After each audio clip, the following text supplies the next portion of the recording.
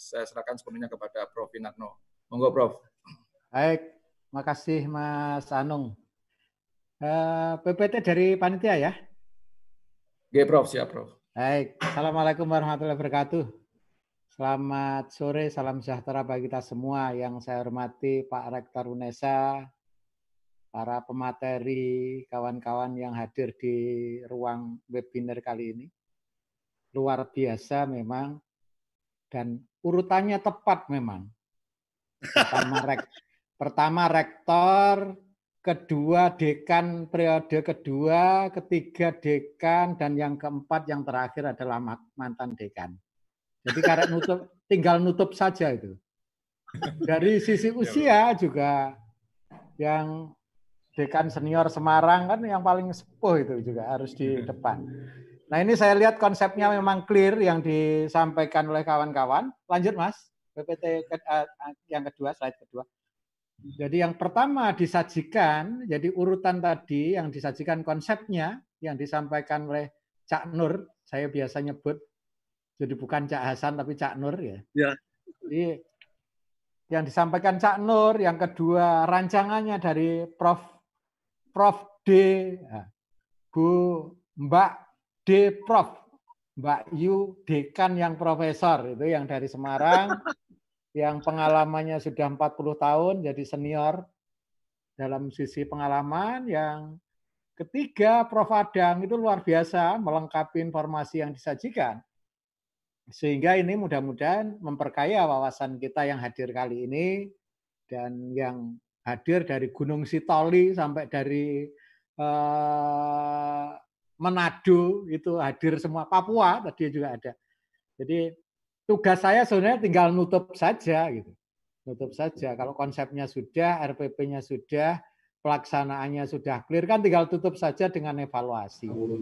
Nah, jadi beberapa pertanyaan tadi coba saya cermati yang ditanyakan Mas Daru misalnya kaitannya evaluasi kepada Bu Tandio, itu baik untuk diskusi kita kali ini. Jadi kegiatan kita, guru maupun dosen, sebetulnya tahapannya 3, ada perencanaan, ada pelaksanaan, dan ada evaluasi. Lanjut Mas.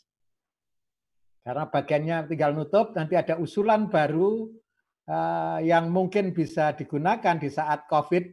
Tadi disampaikan Jawa Timur zonanya merah, tapi tanggal 24 kemarin Madiun sudah hijau. Baru Madiun yang saya tangkap. Jadi di kurikulum kita itu pilarnya ada tujuan, ada isi sesuai dengan KIKD, dan ada strategi pembelajaran. Tadi yang banyak dikupas oleh Cak Nur dan Prof Adang, dan yang terakhir ada penilaian. Jadi keberhasilan kita itu ya bisa diukur semuanya. Termasuk kegiatan kita hari ini, webinar ini sangat-sangat cakep ini. Jadi 500 terisi terus, 499, 500 selalu bergantian seperti itu dari 7.000-an orang. Ini luar biasa menurut saya. Lanjut. Jadi tugas saya nutup, yang nanti dievaluasi. Penuh, diklik biar penuh satu slide-nya. Jadi sajian pendidikan jasmani kita, saya masih sepakat dengan yang disampaikan oleh Prof. Tandio. Jadi medianya adalah aktivitas jasmani. Jadi konsepnya tadi sudah disampaikan, strateginya kalau tahapan gerak ada 3, kognisi, asosiasi, dan otomatisasi. Hanya ketika di pembelajaran yang terakhir itu sangat sulit, karena kegiatannya seminggu hanya sekali. Nah evaluasi bisa 2 aspek. Jadi evaluasi proses dan evaluasi produk. Proses itu kebenaran gerak, kalau produk itu hasilnya. Lanjut. Jadi nanti di teknis bagaimana mengukur keberhasilan sikap. Ini pilarnya, jadi yang diakui di Indonesia ada tetap 3 pilar tujuan pendidikan jasmani. Di slide berikutnya. Jadi di tujuan pendidikan jasmani itu ada, nah ini ada sikap, ada pengetahuan, dan ada keterampilan. Jadi kalau Bapak Ibu mengingat apa yang ada di kurikulum, maka 3 pilar ini harus dipenuhi. Inilah bedanya sport dengan physical education. Jadi kalau pendidikan jasmani 3 pilar itu harus diukur semua. Hanya nanti ada yang tes dan ada yang tidak. Karena begitu kena keterampilan, maka kita akan sulit mengukur keberhasilan keterampilan dengan tes. Karena setiap orang di rumahnya sendiri itu punya alat yang beragam, ada yang punya, ada yang tidak, dan seterusnya. Jadi ini pilar kita, jadi guru SD memang penguatan di sikap. Jujur, tanggung jawab, kerjasama, percaya diri, itu harus dikuatkan di situ. Karena keberhasilan kita ke depan itu pada aspek itu yang harus dominan. Tapi begitu perguruan tinggi, penguatannya adalah di pengetahuan. Sehingga ini berbagi saja, kalau tadi disampaikan oleh Cak Nur, bahwa eranya sekarang itu bukan kompetisi, tapi kolaborasi. Jadi dunianya memang sudah harus seperti itu, sehingga kawan-kawan Bapak Ibu guru yang hadir di ruang ini nanti mulai memikirkan untuk mengembangkan itu. Lanjut. Jadi teknis dari sisi alat evaluasi itu nanti 3 aspek ini menjadi slide berikutnya, Mas. Menjadi penting. Ini istilah yang sering muncul, jadi assessment dan evaluasi itu seringkali dua-duanya digunakan. Jadi pengumpulan informasi, pengumpulan data itu kategorinya assessment. Tapi begitu kita menilai, menafsirkan, memberikan nilai yang sifatnya kualitatif, itu sudah ada penafsiran, itu evaluasi. Jadi ketika kegiatan kita mengumpulkan data, mengumpulkan data, maka itu yang kita gunakan adalah assessment. Dan kalau di bidang kita penuhi, diklik 2 kali lagi. Jadi kalau di bidang kita, kalau di perguruan tinggi, di keterampilan, di olahraga biasa disebut tes, pengukuran, dan evaluasi. Tes itu adalah instrumen yang digunakan untuk mengumpulkan data, pengukuran untuk membandingkan secara kuantitatif, next, dan evaluasi adalah memberikan penilaian. Sehingga data-data yang kita kumpulkan, tadi yang disampaikan next, yang disampaikan Prof. Adang, jadi aktivitas yang dilakukan itu memang harus diukur. Jadi pengukuran itu kondisi, misalnya tinggi badan, berat badan, rentang lengan, tinggi duduk, dan sebagainya. Itu hanya mengukur saja, membandingkan dengan meteran. Dan ketika kita melakukan mulai di Aceh, di Medan, di Padang, Bandung, Malang, Surabaya, dan seterusnya, tentu sama, alatnya sama. Gunakan meteran, beli di toko bangunan kita gunakan, maka kita tidak akan nanya cara menggunakannya seperti apa. Tapi hasilnya relatif konsisten. Dan kalau kita mengukur hari ini tinggi badan Bapak Ibu pagi hari dengan sore hari dengan besok, tentu relatif konsisten. Ini yang membedakan dengan tes nanti. Lanjut. Jadi kalau tes itu kompetensi, jadi misalnya kecepatan, lari 100 meter, shooting, passing, ini faktor eksternal, itu luar biasa pengaruhnya. Sehingga kalau melakukan tes itu harus kondisinya sama, prosedurnya sama, alatnya sama, bisa jadi hasilnya berbeda karena yang diukur adalah kompetensinya. Gitu. Nah inilah sebetulnya kesulitan ketika saat pandemi. Lanjut nggak apa-apa, saat pandemi seperti ini. Sehingga secara teknis Bapak Ibu penuhi 2 klik lagi. Jadi Bapak Ibu tentu kesulitannya menilai sikap dan menilai keterampilan. Karena kalau COVID itu bukan by design, tapi by accident. Kejadian yang mendunia, musibah yang mendunia, tapi kita harus tetap eksis. Artinya situasi apapun, tugas kita menyelesaikan persoalan. Jadi kalau dievaluasi ada penilaian namanya proses. Jadi penilaian kebenaran gerak itu proses. Jadi kalau servis, kaki selebar bahu, ada awalan lengan kanan ditarik ke belakang, diayunkan, bola kena sasaran, dan bola masuk lapangan lawan. Itu proses. Tapi kalau produk tanpa melihat proses, jadi begitu masuk ke lapangan lawan, diberi skor, ada 2, 3, 4, 5, skor berapa dia masuk, itu produk. Seperti lompat jauh, kalau diukur hanya jauhnya lompatan, kecepatan lari, jauhnya cepatnya lari, itu menjadi bagian penting dalam penilaian. Tapi itu kondisi normal. Nah sekarang bagaimana kalau kondisinya sekarang yang sedang kena COVID, semua dikerjakan di rumah, belajar di rumah, bekerja di rumah, ibadah di rumah. Maka yang usulan saya, jadi dari sini itu, lakukan penilaian portofolio. Jadi semua siswa melaporkan kegiatan aktivitas fisik atau aktivitas jasmani mingguan. Itu yang bisa kita ikuti, Next. Nah, kalau kita melakukan tes, apalagi tes keterampilan, misalnya permainan bola besar, teknik dasar bermain, misalnya keterampilan servis, itu tidak bisa dilakukan. Karena setiap orang kondisinya beda-beda, ada yang di rumah dekat lapangan, ada yang tidak, ada yang punya bola, ada yang tidak, sehingga dua hal itu tidak terpenuhi, jadi prosesnya tidak akan sama, alatnya juga akan beragam. Kalau itu dilakukan, maka hasilnya akan berbeda. 4 pilar yang biasa digunakan oleh Anarino, 1 ada prinsip, 2 ada isi, 3 strategi, dan 4 evaluasi. Seperti Bapak Ibu yang ikuti webinar kali ini, prinsipnya pokoknya ikut. Itu prinsip.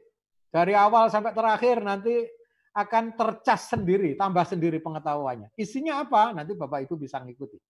Jadi sudah 3 paparan tadi, itu sebetulnya isi yang hari ini. Dan bagi saya luar biasa, kesempatan diskusi, mungkin kalau fisik juga jarang ketemu, baik dengan Cak Nur, Bu Tandio maupun Prof. Adang, apalagi orang Bandung ini agak sulit ini. Paling sama-sama, goesnya satu di Bandung, satu di Malang gitu ya. Jadi kembali pada tujuan PJOK, itu ada sikap, ada pengetahuan, ada keterampilan. Nah, strategi itu perlu di sini. Jadi bagaimana mengukur sikap, bagaimana mengukur pengetahuan, dan bagaimana keterampilan. Kalau pengetahuan, saya kira clear, kita online itu bisa. Baik untuk pembelajarannya maupun penilaiannya. Lah, sikap dan keterampilan itu hal baru.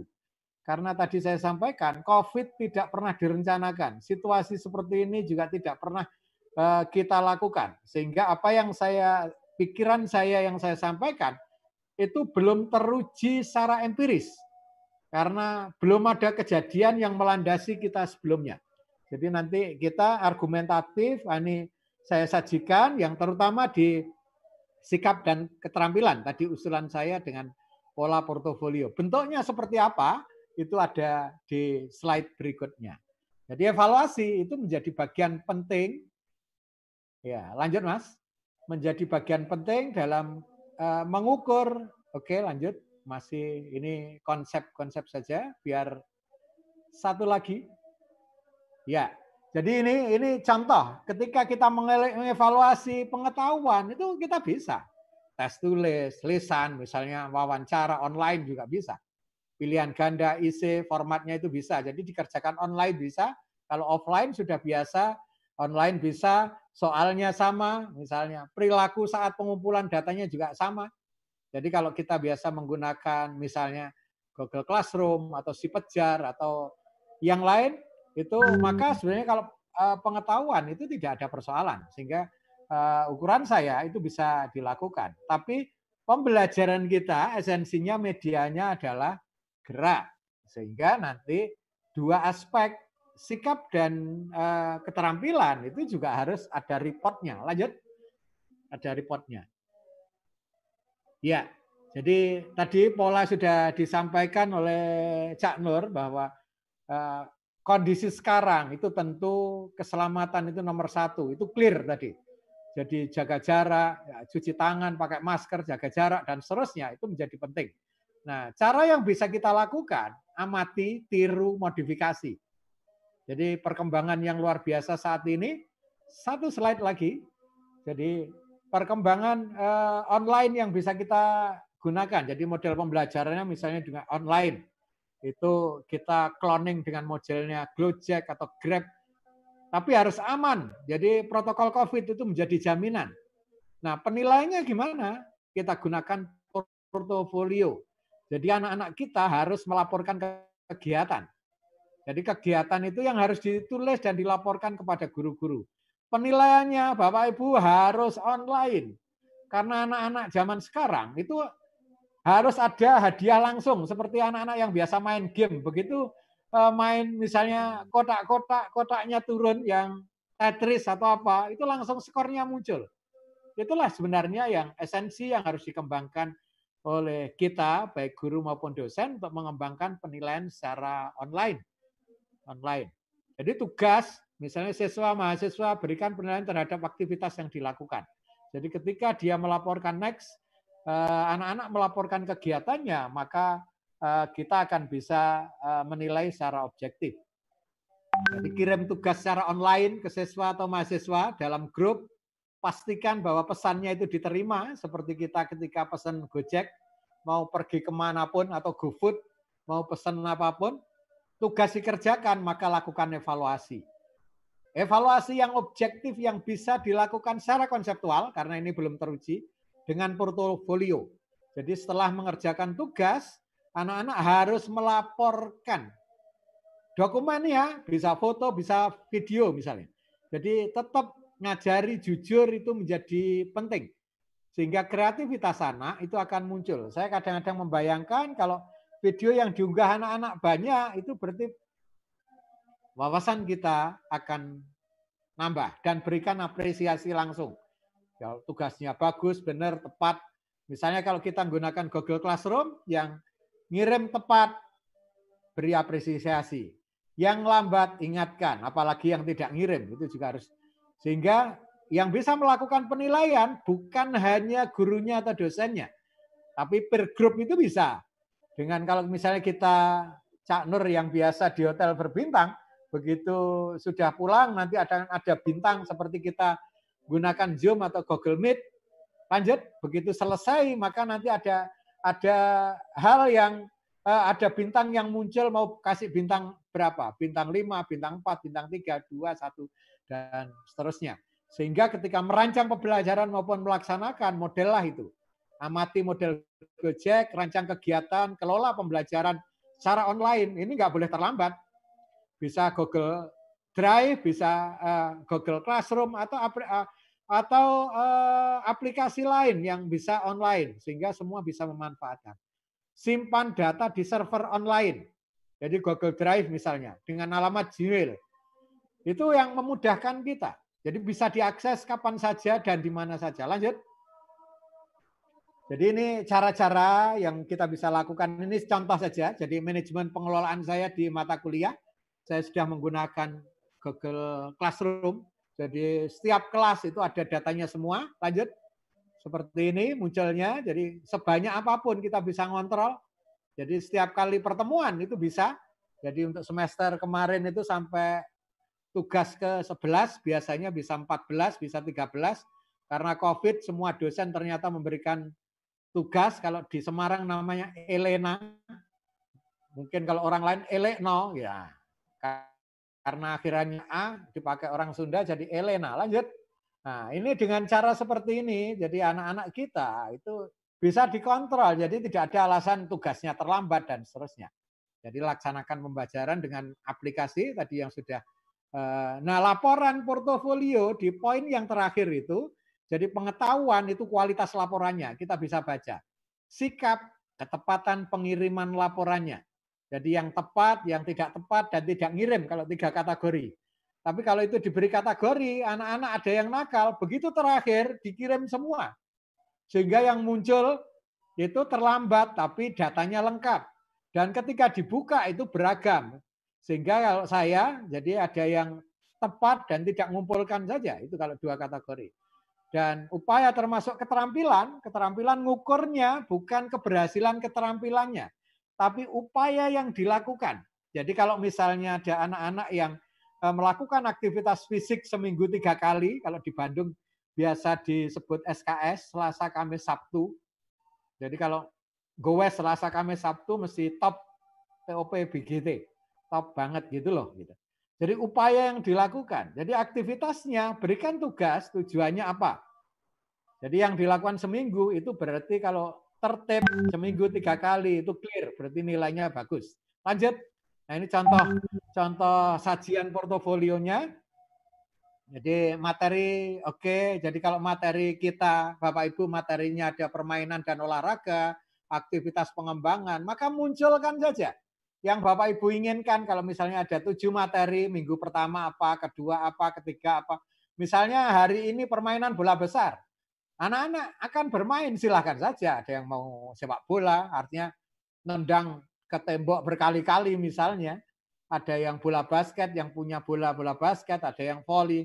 Silakan saja. Yang penting dia melakukan aktivitas jasmani untuk menumbuhkan habit baru, melakukan aktivitas. Bahwa olahraga itu bukan sastra olahraga, tapi memang betul-betul itu kebutuhan kita. Jadi saya sampaikan tadi di sini sebelum kita masuk ruang. Lanjut. Mohon maaf Prof, kurang 2 menit Prof. Oke. Ya, lanjut Mas. Ini sudah sama, jadi ya, saya sampaikan di ruang ini, saya tadi pagi 4 jam. Lanjut Mas. 4 jam, jadi naik. Nah, ini yang saya maksudkan dengan kegiatan aktivitas jasmani itu. Jadi ada laporan, portofolio, ada nama, ada kelas, hari, tanggal, mulai jam berapa sampai jam berapa. Tempat kegiatan, jenis aktivitas, isi kegiatan dilaporkan. Lanjut, contoh berikut. Nah ini, jadi ketika misalnya namanya Budi Jatmika, harinya kapan? Senin 25 dan seterusnya. Dia akan membuat laporan apa yang dilakukan selama seminggu itu. Itulah yang kita nilai dari aspek sikap dan keterampilan. Jadi keterampilan bukan keterampilan fisiknya, artinya kalau kita melakukan tes jelasnya nggak mungkin karena alatnya akan berbeda.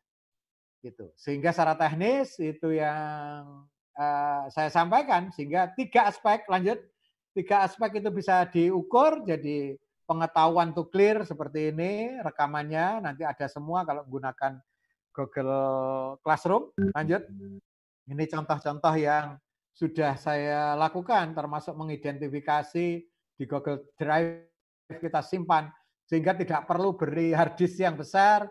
Bapak Ibu dengan Gmail itu bisa punya kapasitas penyimpanan yang tinggi. Lanjut.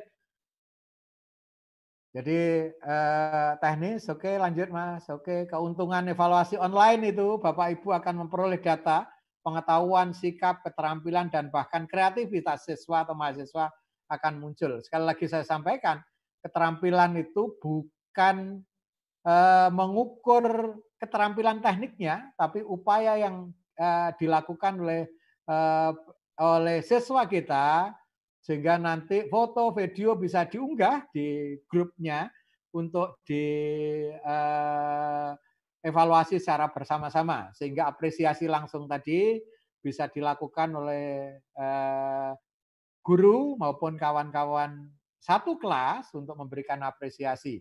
Sehingga itu database yang bisa dilakukan ketika nanti memberikan penilaian Bapak Ibu dengan kinerja lewat portofolio, itu sebetulnya bisa dilakukan. 1 slide lagi. Langsung di terakhir Mas. Ini catatan saja, jadi kalau nanti di share next di grup, itu Bapak Ibu akan bisa mencermati untuk memberikan informasi, untuk memperoleh informasi kaitannya dengan penilaian. Matur nuwun.